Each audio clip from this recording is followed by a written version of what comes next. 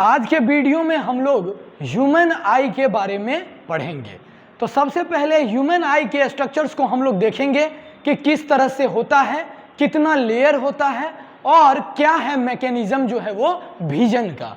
तो सबसे पहले जो आपको आई दिखता है वो एक्चुअली इस तरह से आपको दिख रहा है कि नहीं। तो एडल्ट ह्यूमन का जो आई होता है वो स्फेरिकल होता है, इस तरह का स्ट्रक्चर्स है और वो स्फेरिकल होता है। तो स्फेरिकल जो आपको पार्ट दिख रहा है, मान लीजिए कोई स्फेरिकल अगर आप पार्ट देख रहे हैं तो स्फेरिकल का सिर्फ आगे वाला पोर्शन आपका दिख रहा है, पूरा पार्ट आपका नहीं दिख रहा है। तो इस तरह से अगर हम देखेंगे तो ह्यूमन आई का जो पार्ट है वो स्फेरिकल होता है और एक पार्ट आपको दिख रहा है। अब हम लोग इसके डिटेल में चलते हैं, ह्यूमन आई के स्ट्रक्चर्स को देखते हैं।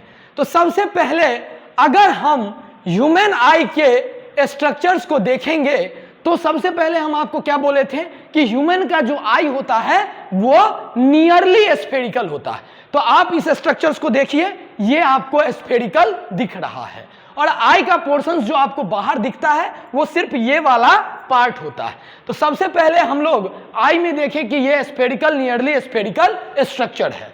अब आई के अगर स्ट्रक्चर्स को हम देखें तो सबसे पहले आउटर मोस्ट लेयर जो होता है वो स्केलिडा होता है और आई का सबसे आउटर मोस्ट लेयर है स्केलिडा।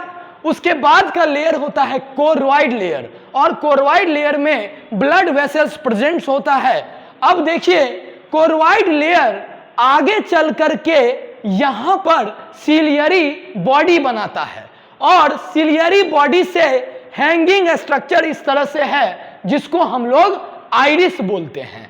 तो सबसे पहले अगर हम डायग्रामेटिक पोजीशंस में चले और इसके स्ट्रक्चर्स को देखेंगे तो कुछ इस तरह का स्ट्रक्चर है। सबसे पहले आई नियरली स्फेरिकल है, इसका सबसे आउटर मोस्ट स्ट्रक्चर जो आउटर मोस्ट लेयर है आई का उसको हम लोग स्केलिडा बोलते हैं।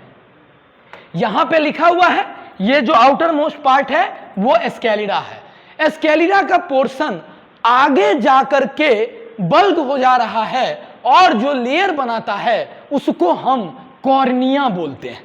मतलब आप देखिए इस डायग्राम में स्केलिडा एकदम आउटर आया, यहां पर इस तरह से स्ट्रक्चर्स बनाया जिसको हम लोग कॉर्निया बोलते हैं। नेक्स्ट लेयर है कोरोइड का लेयर है और कोरोइड के लेयर में ब्लड वेसल्स प्रेजेंट होता है। तो नेक्स्ट लेयर आपका कोरोइड का है। आगे आया कोरोइड तो ये सिलियरी बॉडी का फॉर्मेशंस कर रहा है, मतलब कोरोइड का लेयर आगे चल करके सिलियरी बॉडी बनाया और फिर हम लोग अगर उससे आगे चलेंगे तो सिलियरी बॉडी से इस तरह से रॉड लाइक स्ट्रक्चर्स हैंग कर रहा है जिसको हम लोग आइरिस बोलते हैं। समझ में आ गया।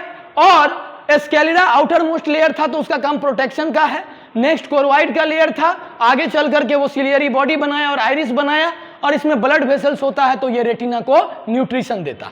और लास्ट लेयर हम लोग अगर थर्ड लेयर की बात करें तो थर्ड लेयर आई में रेटिना होता है कि नहीं। और रेटिना जो है वो सबसे इसका इनर मोस्ट लेयर है। अब हम लोग देखेंगे कि एक्चुअली मैकेनिज्म ऑफ विजन किस तरह से होता है। अब आप समझिएगा, हम दो पॉइंट्स को रिलेट करेंगे और आप समझिए एक्चुअली हो क्या रहा है। अगर हम रेटिना के स्ट्रक्चर्स को बाहर निकालते हैं और आपका रेटिना इस तरह से बाहर आ गया तो अब रेटिना के अगर हम स्ट्रक्चर्स को देखेंगे तो रेटिना में तीन टाइप का सेल का लेयर होता है। हम रेटिना के लेयर को बाहर निकाले हैं, यहां पे एकदम इनर मोस्ट लेयर जो है वो रेटिना है और रेटिना के लेयर को बाहर निकाल करके लाए हैं। अब रेटिना में तीन लेयर सेल का पाया जाता है। इनसाइड टू आउटसाइड हम लोग बात करते हैं। सबसे पहला जो आपको सेल मिलेगा वो है गैंग्लियन सेल। रेटिना में सबसे पहला इनसाइड का जो लेयर है उसका नाम है गैंग्लियन सेल। उसके बाद का लेयर है बाइपोलर सेल का और सबसे अगर हम लास्ट के सेल पे चलेंगे तो वो है फोटो रिसेप्टर सेल। मतलब अगर हम आई के रेटिना का स्ट्रक्चर्स देखेंगे तो सबसे पहले इनर मोस्ट गैंग्लियन लेयर आया, फिर बाइपोलर आया और फिर फोटो रिसेप्टर लेयर आया। अब एक्चुअली होता क्या है समझिए।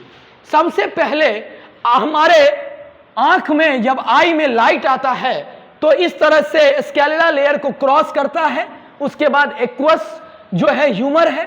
लेंस हमारे आई में कन्वेक्स लेंस होता है, वो कन्वर्जिंग होता है, मतलब लाइट को कन्वर्ज करेगा एक पॉइंट पे, कन्वर्जिंग लेंस है। अब लाइट आ गया आपको रेटिना पर। रेटिना के लेयर में हम आपको बाहर निकाले हैं। अब देखिए ये जो लेयर है, इधर से आपको लाइट इन किया तो सबसे पहले किसको टच किया? गैंग्लियन सेल को।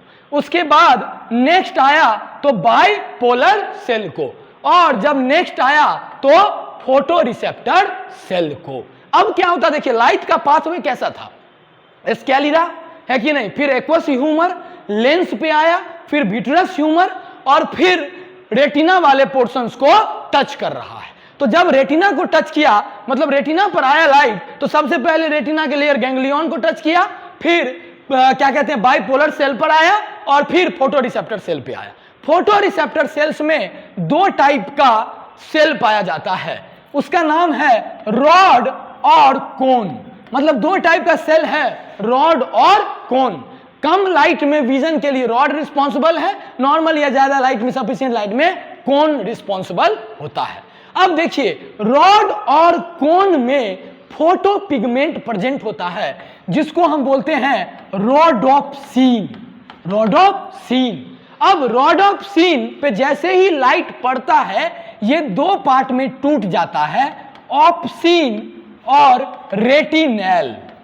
दो पार्ट में टूट गया, ऑप्सिन और रेटिनेल। जैसे ही ये ऑप्सिन और रेटिनेल में टूटता है, मेम्ब्रेन का परमिएबिलिटी चेंज हो जाता है, और मेम्ब्रेन का परमिएबिलिटी चेंज होता है तो एक्शन पोटेंशियल डेवलप हो जाता है। एक्शन पोटेंशियल जैसे ही जनरेट होता है, फोटो रिसेप्टर सेल से वो एक्शन पोटेंशियल बाइपोलर सेल के पास आता है, और बाइपोलर सेल से गैंग्लियन सेल के पास आता है, और गैंग्लियन सेल ब्रेन में जो विजुअल फंक्शन के लिए रिस्पॉन्सिबल है, ब्रेन के उस पार्ट को वो ट्रांसफर कर देता है। तो जो लाइट का पाथ है, ठीक उसका उल्टा है एक्शन पोटेंशियल का ट्रांसफर।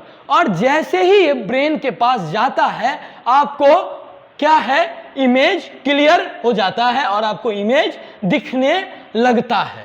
तो अगर आप इसके नोट्स के बारे में कि किसका क्या फंक्शंस है, अगर आप इसको नोट भी करना चाहिएगा तो नोट कर सकते हैं। कॉर्निया का फंक्शंस क्या होता है? Thin membrane covering the surface of eye ball through which light enters into the eye. Next है iris, a dark muscular diaphragm located just behind the cornea. Pupil का भी फंक्शंस है, सिलियरी मसल्स का भी है, क्रिस्टलाइन लेंस का भी है, और रेटिना का भी। आप नोट कर सकते हैं, लेकिन जो पूरा मैकेनिज्म था विजन का, उसको हम लोग समझ चुके हैं।